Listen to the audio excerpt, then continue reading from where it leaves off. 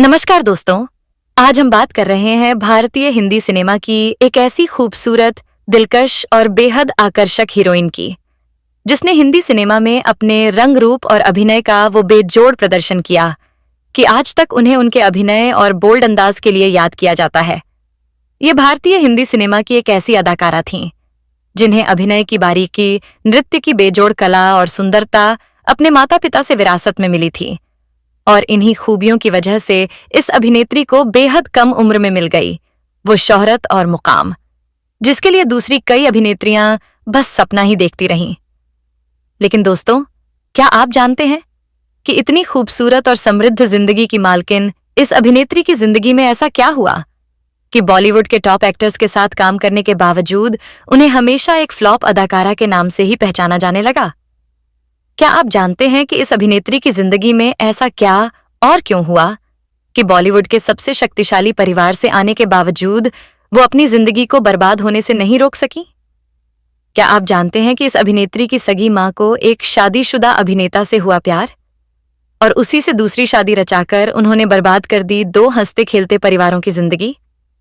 लेकिन शादी करने के बाद भी इस अभिनेत्री की मां को कभी नहीं मिला पत्नी का दर्जा, बल्कि उन्हें पूरी उम्र एक तलाकशुदा महिला की तरह रहना पड़ा।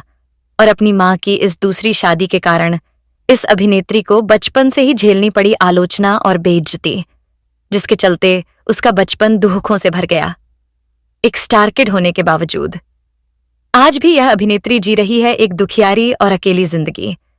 अपने प्रेम के चलते इस अभिनेत्री ने त्याग दिया था अपना सब कुछ, लेकिन उसी प्रेम विवाह में वह भी अपनी मां की तरह पति से दूर हो गई और जी रही है गुमनामी और अकेलेपन की जिंदगी। क्या आपने सुना है कि इस अभिनेत्री ने अमिताभ बच्चन के बेटे अभिषेक बच्चन का रिश्ता ठुकरा दिया था और फिर जिंदगी भर तरसती रही एक सच्चे प्यार के लिए? गज फिल्मी परिवार में पैदा होने के बावजूद इस अभिनेत्री का नाम जुड़ गया नशीली और प्रतिबंधित दवाओं के सेवन से, और इन्हीं मादक पदार्थों की वजह से वो चली गई डिप्रेशन में, जहां से उनकी जिंदगी ने मोड़ लिया बर्बादी की ओर। इस अभिनेत्री ने एक बार अमृता राव को सभी के सामने जड़ दिया था एक जोरदार तमाचा, क्योंकि उनके आत्मसम्मान को ठेस पहुंची थी। जिस बेटी को पिता कभी फिल्मों में नहीं लाना चाहते थे, जो सिर्फ सूट सलवार पहनने की इजाजत देती थी, आखिर कैसे उसी बेटी ने फिल्मों में सफलता पाने के लिए मां की सहमति से तोड़ दी सारी बंदिशें और पहन ली ग्लैमर वर्ल्ड के बोल्ड कपड़े। यहां तक कि एक बार पिता ने गुस्से में आकर उस बेटी को ट्यूबवेल के गहरे पानी में फेंक दिया था।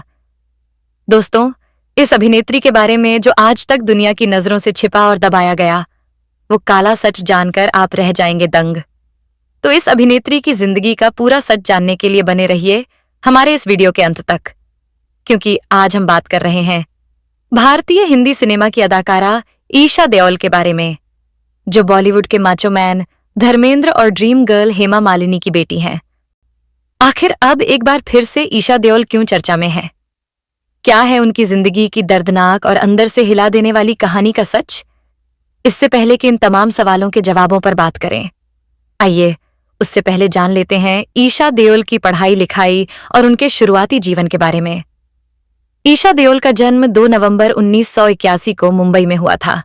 ईशा की स्कूली पढ़ाई जमुनाबाई नरसी स्कूल से हुई। उस समय उन्हें खेलकूद में बहुत दिलचस्पी थी। इसके बाद आगे की पढ़ाई के लिए उन्होंने ऑक्सफोर्ड यूनिवर्सिटी में एडमिशन लिया, जहां से उन्होंने मीडिया आर्ट्स और कंप्यूटर टेक्नोलॉजी में मास्टर्स की डिग्री प्राप्त की। इतना ही नहीं, ईशा ने अपनी मां से शास्त्रीय नृत्य की शिक्षा भी ली है। स्टार परिवार में पैदा हुई ईशा की एक छोटी बहन अहाना देओल है। वहीं वह सनी देओल, बॉबी देओल, विजेता देओल और अजेता देओल की सौतेली बहन है। दरअसल धर्मेंद्र ने जब हेमा मालिनी से शादी की तो वह पहले से ही शादीशुदा थे। हालांकि इस बात का पता हेमा मालिनी को था। साल 1980 में दोनों ने फिर भी शादी कर ली। इसके बाद साल 1982 और 1985 में दोनों की 2 बेटियां हुईं। इसको लेकर भी एक बड़ा दिलचस्प वाकया है। ईशा देओल को अपने पापा धर्मेंद्र की दूसरी शादी और बच्चों के बारे में जब पहली बार पता चला तो यह उनके लिए आसान बिल्कुल नहीं था। वो एकदम से हैरान रह गई थीं। दरअसल जब वो 4th क्लास में थीं तो किसी बच्चे ने उन्हें ताना मारते हुए कहा, तुम्हारी तो 2 माएं हैं। ये बात सुनते ही ईशा को गुस्सा आया और वह बोली, तुम बकवास कर रहे हो, मेरी एक ही माँ है। इस घटना के बाद ईशा ने घर पहुंचकर माँ हेमा मालिनी से सच्चाई जानी। तब जाकर उन्हें अपने पिता की दूसरी फैमिली के बारे में पता चला। हालांकि एक्ट्रेस कहती हैं कि उन्हें इसकी जानकारी होने के बाद आज तक कभी बुरा महसूस नहीं हुआ। हेमा मालिनी की फैमिली और धर्मेंद्र की पहली फैमिली का आपस में कोई मेल जोल नहीं था। दोनों हमेशा अलग अलग ही रही हैं। हालांकि एक बार ईशा देओल की प्रकाश कौर से मुलाकात हो चुकी है। हेमा मालिनी की आत्मकथा बियॉन्ड ड्रीम गर्ल में ईशा ने बताया कि कैसे वह प्रकाश कौर के घर जाने वाली हेमा मालिनी के परिवार की पहली सदस्य बनी थीं। दरअसल एक समय अजीत देओल काफी बीमार हो गए थे। उनका इलाज धर्मेंद्र के घर पर ही चल रहा था। ऐसे में ईशा के पास धर्मेंद्र के घर जाने के अलावा कोई और चारा नहीं था। तब ईशा पहली बार धर्मेंद्र की पहली पत्नी प्रकाश कौर से मिली। साथ ही पहली बार ही ईशा ने उनसे बातचीत की। मिलते ही ईशा ने प्रकाश कौर के पैर छू लिए। फिर क्या था, प्रकाश कौर का दिल भी पिघल गया और उन्होंने ईशा को आशीर्वाद दिया। इसके बाद ईशा वहां से लौट आईं। घर में आवाजाही पर रोक के बावजूद ईशा को चाचा से मिलाने के लिए भाई सनी देओल ने उनका साथ दिया। ईशा बताती हैं, मैं अपने चाचा से मिलकर उन्हें सम्मान देना चाहती थी। वो मुझसे और अहाना से बहुत प्यार करते थे और हम अभय के भी बहुत करीब थे। हमारे पास उनके घर जाने के अलावा कोई रास्ता नहीं था। वो अस्पताल में भी नहीं थे कि हम वहां मिल पाते। इसलिए मैंने सनी भैया को फोन किया और उन्होंने मिलने की पूरी व्यवस्था कर दी। ईशा देओल ने आगे अपने स्टार माता पिता के नक्शे कदम पर चलते हुए अपने परिवार की विरासत संभाली। उन्होंने साल 2002 में फिल्म कोई मेरे दिल से पूछे के साथ बॉलीवुड में अपने करियर की शुरुआत की। अपनी पहली ही फिल्म के लिए ईशा देओल ने बेस्ट डेब्यू एक्ट्रेस का फिल्म फेयर अवार्ड अपने नाम किया था। हालांकि ईशा को सफलता के लिए काफी संघर्ष करना पड़ा। स्टार किड होने के बावजूद उन्हें अपने करियर में कई बार डाउनफॉल देखने को मिला। एक्ट्रेस की ना तुम जानो ना हम, क्या दिल ने कहा, कुछ तो है और चुरा लिया है तुमने जैसी कई फिल्में बैक टू बैक फ्लॉप रहीं। हालांकि उन्होंने कभी भी हार नहीं मानी। इसके बाद उन्होंने काल, युवा, नो एंट्री, प्यारे Mohan, LOSE, Kargil, cash, Sunday, 1, 2, 3 और धूम जैसी फिल्मों में काम किया और अपनी कातिलाना अदाओं से फैंस को दीवाना बना दिया। इन फिल्मों में खासकर धूम उनके करियर की सबसे शानदार और हिट फिल्मों में से एक मानी जाती है। यह फिल्म साल 2004 में रिलीज हुई थी। इस फिल्म के बाद उन्होंने धूम गर्ल के रूप में अपनी अलग पहचान बनाई। हालांकि यह भी सच है कि हिट फिल्मों से ज्यादा ईशा ने फ्लॉप फिल्मों का दौर देखा है। फिल्मों की तरह ही ईशा देओल की शादीशुदा जिंदगी भी बेहद उतार चढ़ाव भरी रही। साल 2012 में ईशा देओल ने अपने बचपन के दोस्त और बिजनेसमैन भरत तख्तानी से शादी की थी। शादी के बाद ईशा की जिंदगी पूरी तरह बदल गई और उन्होंने फिल्मों से दूरी बना ली। भरत और ईशा की 2 बेटियां हैं, राध्या और मिराया। भले ही ऊपर से सब कुछ ठीक बताया जाता हो, लेकिन ईशा देओल की शादी में अभिनेता सनी देओल और बॉबी देओल शामिल नहीं हुए थे। खबरों की माने तो वे दोनों शादी में शिरकत करना चाहते थे, लेकिन आखिरी वक्त में अपनी मां का सोचकर पीछे हट गए। शायद उन्हें लगा होगा कि इससे उनकी मां को तकलीफ पहुंचेगी। शादी के बाद बचपन का प्यार और फिल्मों की कुर्बानी भी ईशा देओल के शादीशुदा जीवन को टूटने से रोक नहीं सकी। ये शादी केवल 12 साल ही चल सकी। साल 2024 में दोनों ने तलाक ले लिया। दोनों के इस तलाक के पीछे भरत का एक्स्ट्रा मैरिटल अफेयर था। जानकारी के मुताबिक भरत बेंगलुरु की एक लड़की को डेट कर रहे थे। हालांकि तलाक से पहले ईशा ने वो सब कुछ किया जो वो एक पत्नी के तौर पर कर सकती थीं। भरत ईशा की फिटनेस को लेकर बहुत सजग रहते थे। वो चाहते थे कि ईशा अपने वजन पर पूरा ध्यान दें और घर में हमेशा टिप टॉप बनी रहें। जब ईशा ने बेटी को जन्म दिया, तब भरत का रवैया उनके प्रति उदासीन हो गया था। इसके बाद ईशा ने खुद को बदलने का फैसला किया।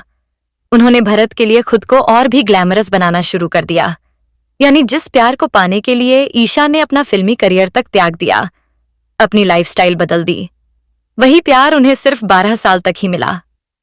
ईशा देओल की जिंदगी में कहीं ना कहीं उनके माता पिता की झलक भी दिखाई देती है।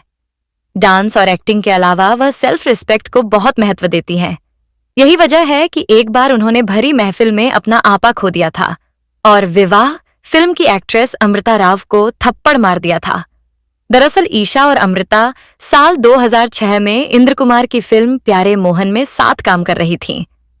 किसी बात को लेकर दोनों में झगड़ा हो गया, जो इतना बढ़ गया कि ईशा ने गुस्से में अमृता को थप्पड़ जड़ दिया। यह घटना फिल्म के सेट पर ही हुई थी। एक इंटरव्यू में ईशा देओल ने इस बात को स्वीकार भी किया। उन्होंने बताया कि अमृता फिल्म के डायरेक्टर और कैमरा पर्सन के सामने उनसे बदतमीजी से बात कर रही थीं। उनकी अभद्र भाषा ईशा बर्दाश्त नहीं कर सकीं, इसलिए उन्हें थप्पड़ मार दिया। ऐसा कहा जाता है कि अमृता राव ने ईशा देओल को सबके सामने गाली दी थी, जिसके बाद ईशा ने ऐसा कदम उठाया। हालांकि बाद में अमृता को अपनी गलती का एहसास हुआ और उन्होंने ईशा से माफी मांग ली, जिसके बाद ईशा ने भी उन्हें माफ कर दिया। सिर्फ अमृता राव ही नहीं, ईशा देओल ने एक बार एक शख्स को भी थप्पड़ जड़ दिया था। यह घटना साल 2010 में आई उनकी फिल्म टेल मी ओ खुदा के प्रीमियर के दौरान घटी थी। प्रीमियर पर संजय दत्त, अभिषेक बच्चन, सुनील शेट्टी और जायद खान जैसे उनके कुछ को स्टार्स भी मौजूद थे। ईशा देओल के चारों ओर बाउंसर्स तैनात थे। इसके बावजूद जब वह एंट्री कर रही थीं, तो भीड़ में से एक शख्स उनके पास पहुंच गया और उन्हें गलत तरीके से छू लिया। ईशा खुद बताती हैं, मुझे बहुत जल्दी गुस्सा नहीं आता, लेकिन अगर कोई इंसान मेरी सहनशक्ति की सीमा पार करता है तो फिर मैं जरूर रिएक्ट करती हूं। और इस तरह की परिस्थिति में तो महिलाओं को खुलकर बोलना चाहिए। पुरुष शारीरिक रूप से भले ही मजबूत हों, इसका मतलब यह नहीं कि वे हमारा फायदा उठा सकते हैं। मेरा मानना है कि महिलाएं भावनात्मक रूप से कहीं ज्यादा मजबूत होती हैं और हमें ऐसा व्यवहार कभी बर्दाश्त नहीं करना चाहिए। ईशा देओल की जिंदगी में कई उतार चढ़ाव देखने को मिले हैं। स्टार किड होने के बावजूद कुछ चीजें उनके लिए आसान थीं, लेकिन कई बार उन्हें खुद को साबित भी करना पड़ा। अफवाहें भी उनके जीवन में कई बार बड़ी चुनौती बनकर सामने आईं। साल 2010 में सोशल मीडिया पर उन्हें ड्रग एडिक्ट का टैग दे दिया गया था। इस आरोप से ईशा काफी डिप्रेशन में चली गई थीं। स्थिति इतनी बिगड़ गई थी कि उन्होंने अपनी मां हेमा मालिनी से कहा कि वह उनका ब्लड टेस्ट करवाएं, ताकि यह साबित हो सके कि उन्होंने कभी ड्रग्स नहीं ली। इस घटना का जिक्र ईशा ने अपनी मां की biography Hema Malini beyond the dream girl में किया है। ईशा कहती हैं, मुझ पर इस आरोप का इतना असर हुआ कि मैंने अपनी मां से खुद का ब्लड टेस्ट करवाने की मांग की। मैं ऐसा कोई काम नहीं करती जिससे मेरे माँ बाप को शर्मिंदगी महसूस हो। मैं अपने दोस्तों के साथ पार्टी करती थी, कुछ ड्रिंक्स लेती थी। उस उम्र में हर कोई पार्टी करता है, लेकिन मैंने कभी ड्रग्स नहीं ली। एक और विवाद तब सामने आया जब उनका नाम अभिनेता अजय देवगन के साथ जोड़ा गया। ईशा ने इस बारे में खुलकर कहा, मेरा नाम कई एक्टर्स के साथ जोड़ा गया। इनमें कुछ बातें सच हो सकती हैं और कुछ झूठ। लोगों ने मेरा नाम अजय देवगन के साथ भी जोड़ने की कोशिश की। मैं अजय संग एक खूबसूरत और अलग बॉन्ड शेयर करती हूं, जिसमें बहुत सम्मान, प्यार और सराहना शामिल है। ईशा देओल और अजय देवगन ने युवा, मैं ऐसा ही हूं, काल, इंसान और कैश जैसी फिल्में साथ की थीं। उन्होंने साल 2022 में वेब सीरीज रुद्र में काम किया था। इसकी खबरों में यह भी सामने आया था कि ईशा देओल की मां हेमा मालिनी उनकी शादी अभिषेक बच्चन से कराना चाहती थीं। कहा जाता है कि इस बात के लिए उन्होंने खुद अमिताभ बच्चन से भी बात की थी, लेकिन ईशा देओल अभिषेक बच्चन को पसंद नहीं करती थीं। उस समय ईशा ने यह कहकर अभिषेक को ठुकरा दिया था कि वो उन्हें बड़े भाई जैसा मानती हैं। ईशा देओल को जैसे फिल्मों में उथल पुथल का सामना करना पड़ा, वैसे ही फिल्मों तक पहुंचने में भी उन्हें काफी मशक्कत करनी पड़ी। ईशा के होश संभालते ही उनका फिल्मों की ओर आकर्षण बढ़ता गया, लेकिन पापा धर्मेंद्र उन्हें फिल्मों से दूर रखना चाहते थे। धर्मेंद्र चाहते थे कि उनकी बेटी की जल्दी शादी हो जाए ताकि वह सेटल हो जाए। हालांकि इस मामले में ईशा को उनकी मां हेमा मालिनी का पूरा साथ मिला। उन्हीं की वजह से ईशा ने बॉलीवुड में कदम रखा। हालांकि जब ईशा की पहली फिल्म रिलीज हुई तो धर्मेंद्र काफी नाराज हुए थे। ईशा खुद बताती हैं कि पापा ने उनकी कोई भी फिल्म नहीं देखी।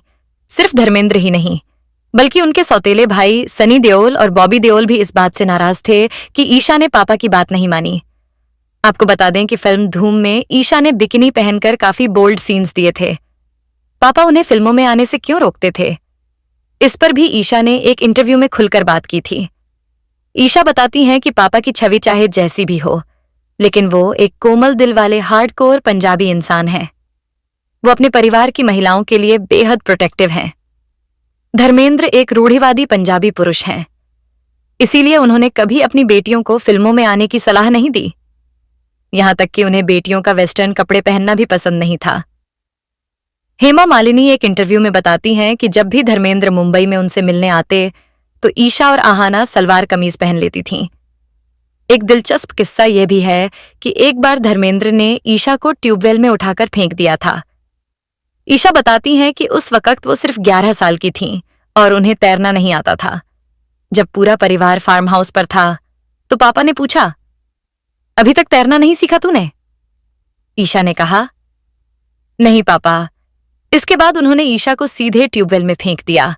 ईशा बताती हैं कि वो बहुत डर गई थीं और जोर जोर से चिल्लाने लगीं, लेकिन उसी दौरान उन्होंने तैरना सीख लिया। ईशा कहती हैं कि सिर्फ पापा ही नहीं बल्कि उनकी नानी भी बहुत सख्त थीं। वो बेहद अनुशासन भरे माहौल में पली बढ़ीं। यहां तक कि नानी उन्हें छोटी स्कर्ट और स्पैगेटी टॉप पहनने की इजाजत भी नहीं देती थीं। ईशा कहती हैं कि मेरी नानी बहुत सख्त थीं। हमें स्पैगेटी टॉप और छोटी स्कर्ट पहनकर बाहर जाने की अनुमति बिल्कुल नहीं थी।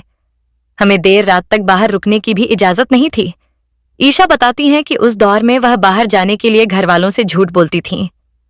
वह घर से सामान्य कपड़े पहनकर निकलती थीं और बाहर जाकर कपड़े बदल लेती थीं।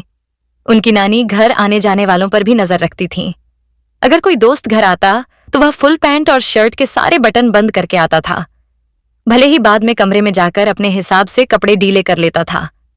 ईशा देओल अब तक अपने करियर में 34 से अधिक फिल्मों में काम कर चुकी हैं। तलाक के बाद अब ईशा अपने करियर पर पूरा ध्यान दे रही हैं और फिल्मी पर्दे पर दोबारा वापसी कर रही हैं। हाल ही में उनकी फिल्म तुमको मेरी कसम सिनेमा घरों में रिलीज हुई है।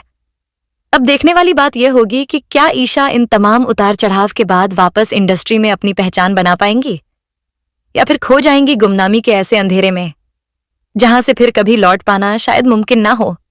तो दोस्तों, यह थी ईशा देओल की जिंदगी की कहानी, जिसे हमने आपके सामने ईमानदारी से पेश किया, उन पहलुओं को भी सामने रखा जिनसे दुनिया आज तक अनजान थी। दोस्तों, आपको क्या लगता है, क्या ईशा देओल ने अपनी जिंदगी में कोई ऐसी गलती की जिसकी उन्हें इतनी बड़ी सजा मिली? क्या वाकई वो आज अपनी मां हेमा मालिनी की तरह ही एक तन्हा और अकेलेपन भरी जिंदगी जीने को मजबूर है? क्या ईशा दोबारा उस राह पर लौट पाएंगी जिसका सपना उन्होंने देखा था? कमेंट बॉक्स में जरूर बताएं। और हाँ, अगर आपको यह वीडियो पसंद आया हो तो हमारे चैनल स्टार मनोहर राठौर को सब्सक्राइब करना न भूलें। मिलते हैं अगली बायोग्राफी में। तब तक के लिए नमस्कार, धन्यवाद।